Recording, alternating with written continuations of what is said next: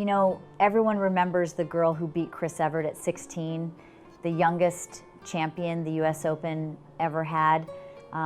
World number one, before I could even legally, before I could drive myself to practice. But nobody really asked what happened after, what broke. I've spent years giving the short answer, you know, the safe answer. Today, I'm not doing that. Today, I'm telling you the whole thing. So it happened so fast. I mean, 1 week I'm the youngest player to ever reach world number one, and the next my body just started talking back to me. You know how that sounds, right? Like a small thing, little ache in the back. But it wasn't small, not really. I remember one tournament, the Colgate Series in Washington. I genuinely didn't know if I could play until, 5:30 in the afternoon. On the day of the final, think about that for a second. You're supposed to be a champion and you're just sitting there waiting to see if your own body will let you compete. They eventually called it sciatica, but before they got it right, there was a lot of, guessing, a lot of misdiagnosis.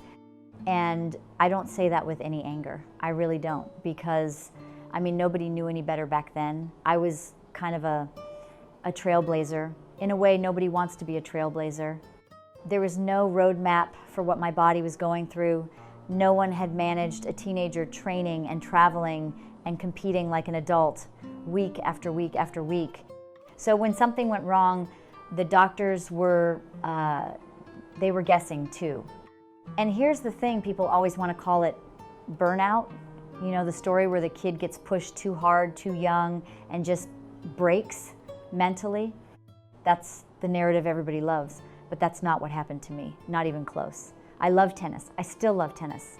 This wasn't my mind giving up. This was my back. My shoulder, this was physical. I got a lot of injuries, back and shoulder, and there was some misdiagnosis. And that's just the truth of it. People want a tidier story. Real life isn't tidy. You know what's strange? Looking back, the pain started right when everything was going right. Like the universe has this cruel sense of timing. I'm world number one. I've just beaten players I grew up watching on television. And at the exact same moment, quietly, my spine is starting to fail me. Nobody saw it. I didn't even fully see it. I just felt off. A little slower getting up after a rally, a little more careful bending for a low ball, small things, warning signs, I guess, if I'd known to read them that way. There's actually a decision I made around that same time that I still think about. After Rome, after I beat Chris and ended that incredible streak of hers on clay, everyone else moved on to Paris for the French Open. And I went home, back to school. Because, getting a good grade in social studies actually mattered to me at that point in my life. Isn't that funny? World number one. And I'm worried about a test. I don't regret it exactly, but I do wonder, sometimes quietly, whether that was the first small crack. The first sign that my body and my schedule and my whole strange life needed managing in a way nobody was really doing. So by the time the injuries really set in, I didn't have a plan for it. None of us did. My coaches, my family, the doctors, we were all just reacting match to match, hoping the next tournament would be the one where my body cooperated again. And I remember this feeling, this quiet dread that I couldn't say out loud to anyone, not to my mom, not to my coach, just this small, cold thought in the back of my mind. What if this doesn't go away? What if this is who I am now? I didn't know it yet, but that thought, that was only the beginning. So the injuries didn't just come and go, they stayed. And there was this stretch, years really, where I just disappeared. Not retired, not officially, but I wasn't out there. I wasn't playing. And that's a strange thing to explain to people, you know? You're not done, but you're not there either. You're just gone. And the hardest part, honestly, wasn't even the pain. It was watching, sitting at home, or later sitting in a broadcast booth, watching other women go out and do what I used to do, win the big matches, chase the big titles.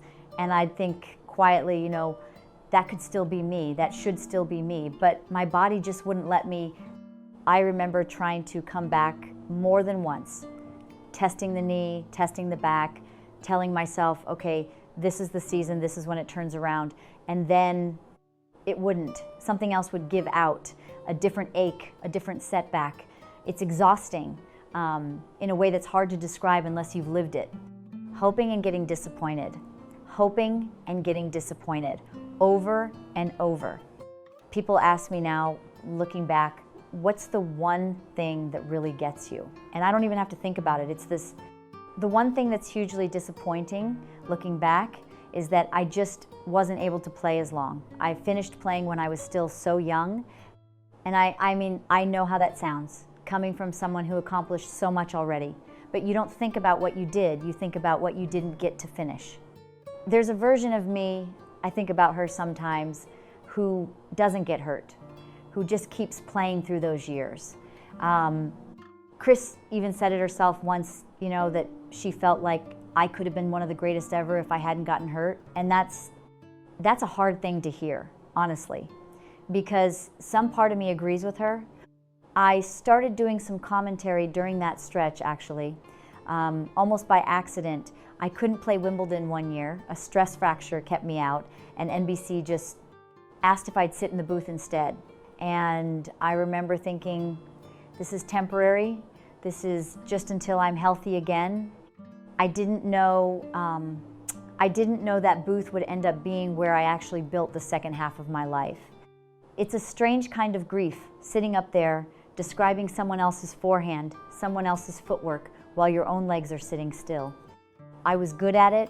I mean, I understood the game better than almost anyone in that chair, but there was always this quiet ache underneath it, this feeling of watching my own career happen to somebody else. I want to be careful here, because I don't want this to sound bitter. It's not bitterness, it's more like a permanent kind of wondering. What if? That phrase followed me around for years.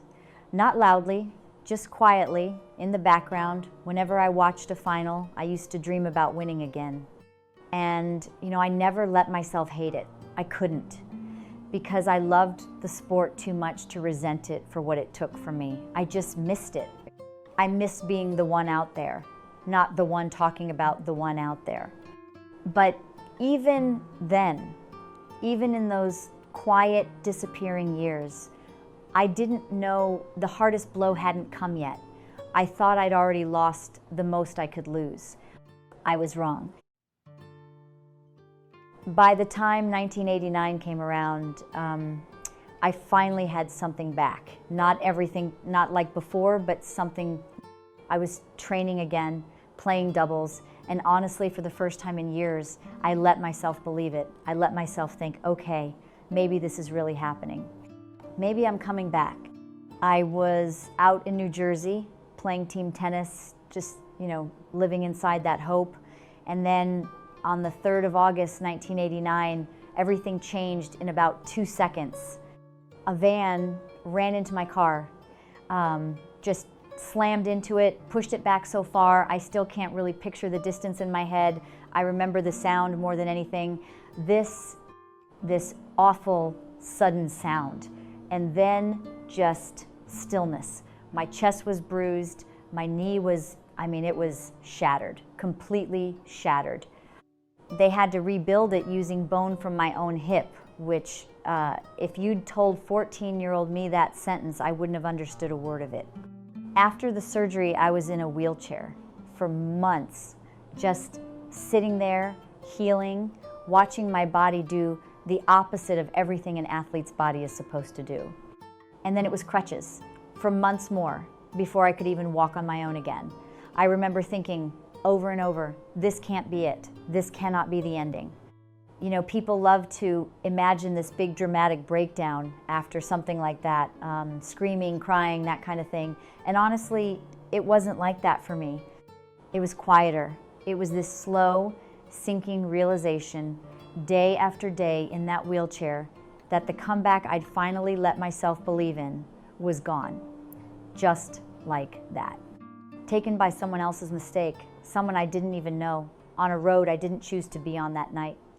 There's a moment, I think about it a lot actually, years later when my son Sean was starting kindergarten. One of the other moms invited us all to her club, and somehow tennis came up and she asked if I played, and I just said yes, 3 times a week, that's all. Just 3 times a week. And some of my friends who knew my whole story, they asked me afterward, why didn't you tell her who you really were, what you'd really done? And I remember thinking, that is who I really am now. I'm just Tracy, managing 3 games a week around carpool schedules and packed lunches. That knee still gives me trouble to this day, honestly. It never fully let me forget what happened on that road. I think that's the part nobody really understands about a moment like the crash. It's not just the injury. It's not just the pain or the surgery or the wheelchair. It's that it takes the door away. Before that night, there was still a door, a small one, sure, but it was open. I could still walk through it someday back into that life. And after the door was just gone, not slammed shut, just quietly, permanently gone. I didn't cry about it right away, actually. That came later, much later, in small moments, watching a final on television, feeling that old ache in my knee on a cold morning, things like that. Little reminders showing up when I least expected them. But even sitting there in that wheelchair, in that hospital room, some small, stubborn part of me still wasn't ready to let go completely. Not yet. So even after all that, I still went back one more time. I know how that sounds, but I kept thinking, I didn't want to get to 40 and say, gee, if only I didn't want that sentence hanging over me for the rest of my life. So I started training again, quietly at first, just to see, and then I actually did it. I entered a tournament, my first one in years, out at Indian Wells, and I won a match. My first tour win in, gosh, it felt like a lifetime. I remember standing there afterward almost stunned, you know, like, did that really just happen? Like someone had shaken me awake from a very long sleep. But I mean, it was strange too, genuinely strange. I'd look across the net at these young players and not fully recognize them. I actually mixed up 2 sisters once, called one player by her sister's name right there on court, and before another match, someone had to point out who my opponent even was. I didn't know her. She didn't know me, not really, not as a rival, just as, you know, a name from before she was even really watching the sport. That's when it hit me, I think, really hit me. The tour hadn't been waiting for me. It had just moved on. Without me, and that's not bitterness, I promise you. That's just time. That's just what time does. I lost some matches badly during that stretch, really badly. And I remember one in particular where I just got overwhelmed, outplayed, no other way to say it. And afterward, I sat there and I asked myself, honestly, quietly, is this still me? Am I still her, the girl who used to do this to other people? And the answer, I think the honest answer was no, not anymore. And that was okay. That was actually, it took me a while, but that was okay. So in the summer of 1994, I retired, and for real, this time. No more comebacks, no more if only, I just let it go. And you know, people expect that moment to feel like grief, like some huge collapse. But it didn't really, it felt more like setting something down that I'd been carrying for a long, long time. I think about that girl a lot, actually. The one who was world #1 before she could really understand what that meant. The one who got hurt right when everything was going right. The one who disappeared for years and then got hit by a van on a random night in New Jersey and lost the one door she had left open. And here's the thing, here's what I really want people to understand. I'm not angry at her story, I'm not angry at my story.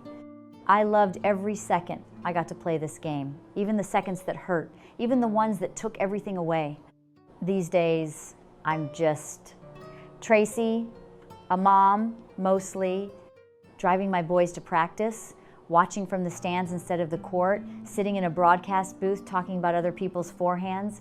And honestly, I built a whole life out of what was left after the tragedy, not instead of it, out of it.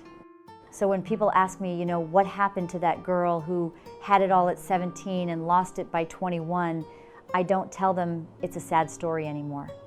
I tell them it's just my story, all of it. The silence is over now. I finally said it all.